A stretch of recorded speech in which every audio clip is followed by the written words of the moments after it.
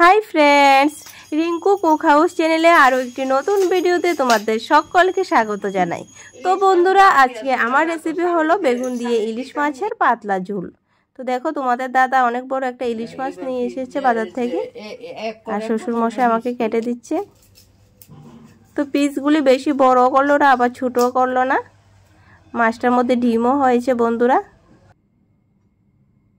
মাছ কাটা শেষ, এবার বেগুন, দেখো 4টে বেগুন নিয়েছি। তো বেগুনগুলিকে আমি মিডিয়াম সাইজ করে লম্বা লম্বা করে কেটে ধুয়ে নিয়ে নিলাম।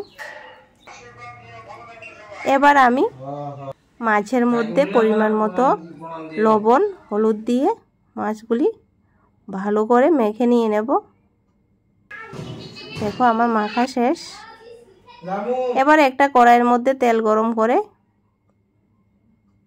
একে একে মাছগুলি আমি ভেজে নিয়ে নিচ্ছি। তো মাছগুলি বেশিও ভাজেনি আবার কমও ভাজেনি। দেখো, ইলিশ মাছ বেশি ভাজলে আবার শক্ত হয়ে যায় বন্ধুরা।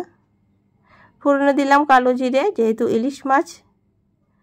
তারপর বেগুন দিয়ে বেগুনের মধ্যে লবণ হলুদ পরিমাণ মতো দিয়ে লবণ হলুদ ভালো করে বেগুনের সাথে মিশিয়ে 2-3 মিনিট অপেক্ষা করার পর এবার তার মধ্যে আমি দিয়ে দিলাম ধনিয়ার গুঁড়া, কাঁচা লঙ্কা বাটা আর সামান্য পরিমাণ লাল লঙ্কার গুঁড়ো।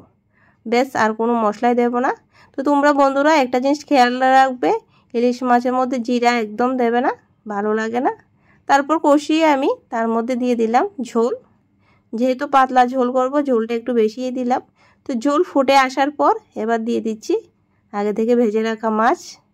তো মাছ দিয়ে আরও 5-6 মিনিট আমি ঝোলটাকে রান্না করে নামিয়ে নিলাম। রেডি আমার ইলিশ মাছের পাতলা ঝোল বেগুন দিয়ে।